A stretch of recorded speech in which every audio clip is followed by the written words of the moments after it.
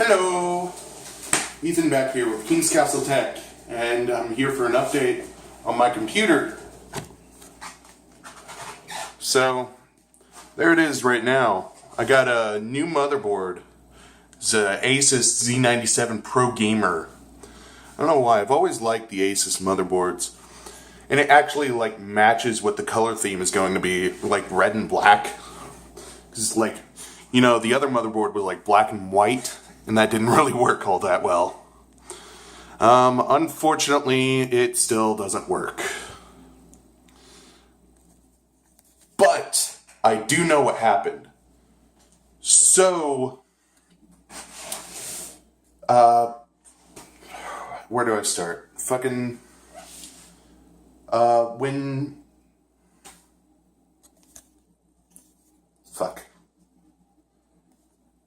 When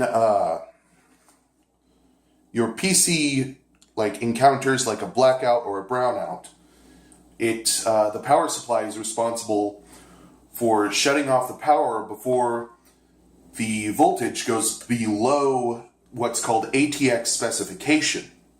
And so ATX specification is 11.4 volts to 12.4, I think. Anyway, once it goes below that ATX specification, the voltage, the electricity can damage your components and stuff. And that's what happened to my computer.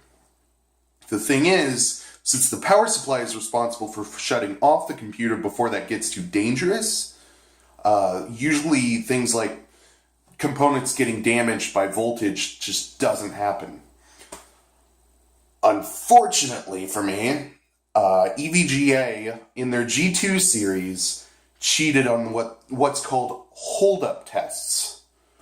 So usually hold-up time is defined as the time it takes for your computer to turn off after a power loss.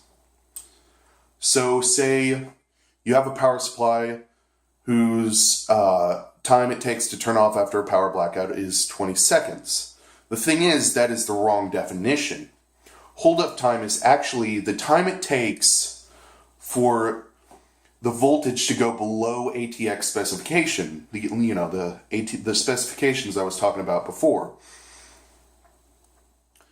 So the problem with EVGA is their hold-up time, the time it takes for the power supply to go below the voltage, to go below ATX specification is about 16 milliseconds.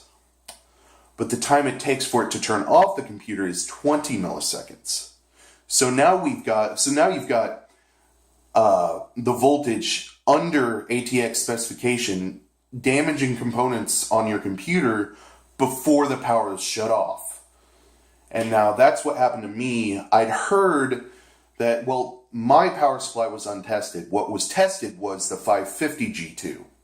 And it's all of EVGA's G2 lineup. So if you have a Supernova Nex or something, you're probably fine. But this also holds true to the Superflower LeadX Gold series, because those power supplies are basically a carbon copy of the EVGA G2 series. So I've got this power supply right here. Is currently providing power so I can actually test stuff, but unfortunately it doesn't work. So why don't we check it out here? Got it. Power. Oh, that's right.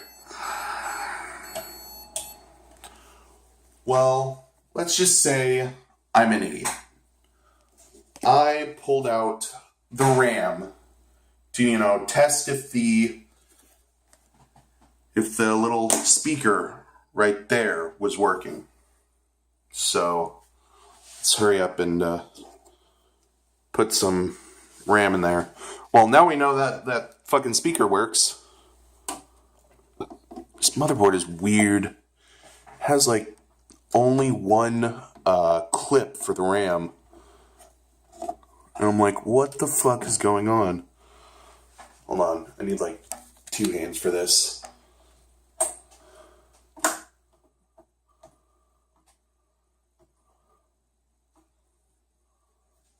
Alright, I got it.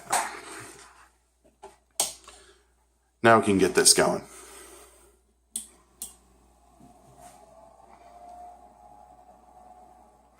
So now it's going, and there's no post message saying that everything's A-okay, motherboard's okay, aka this thing is not posting. So the only thing I can do right now is I'm waiting for another processor to come in. I ordered a Celeron from Amazon, so I'm just gonna slap that in there and just to test it. And I mean, I don't want to drop fucking $350 on another 4790K just to find out that my processor was fine and I got a DOA motherboard.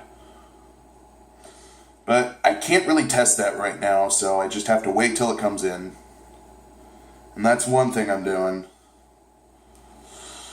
But yeah, I'm also waiting on a new 1,000-watt fucking power supply because I can't trust mine because I mean, if you have a G2 lineup, it's probably fine as long as you're not getting like blackouts every day. But unfortunately, I live in Oklahoma. There are fucking tornadoes and thunderstorms all over the place, and I dropped several screws.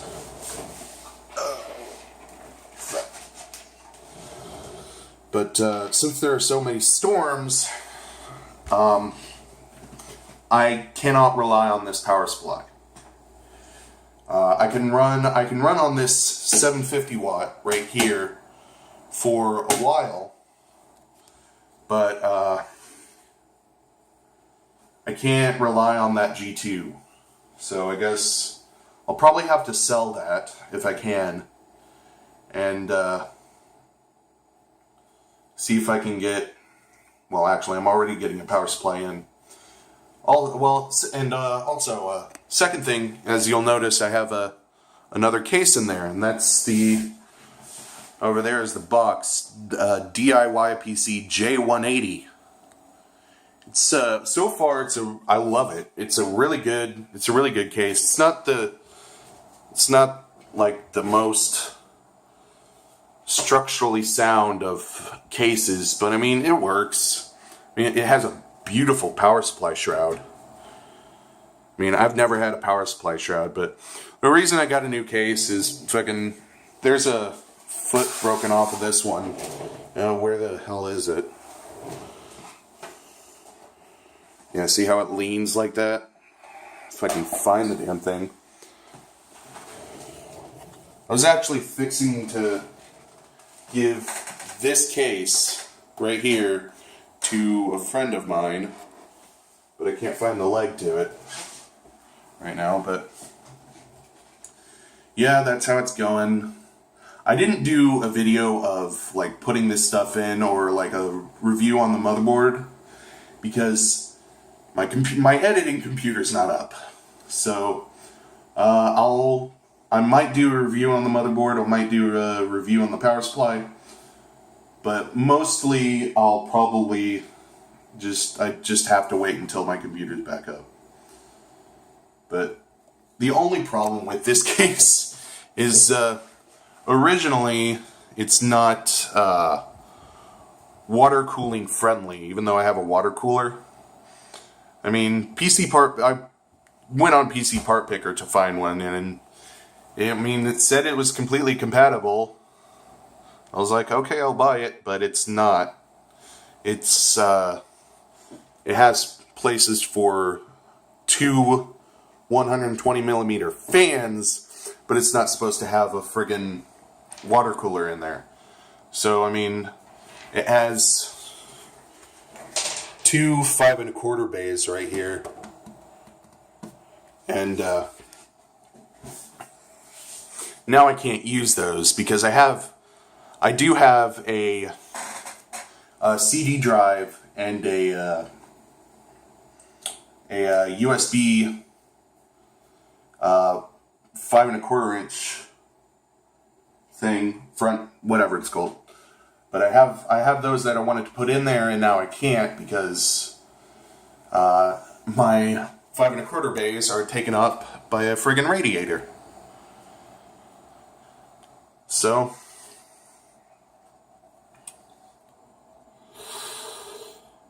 this has just been a nightmare. So like literally I've been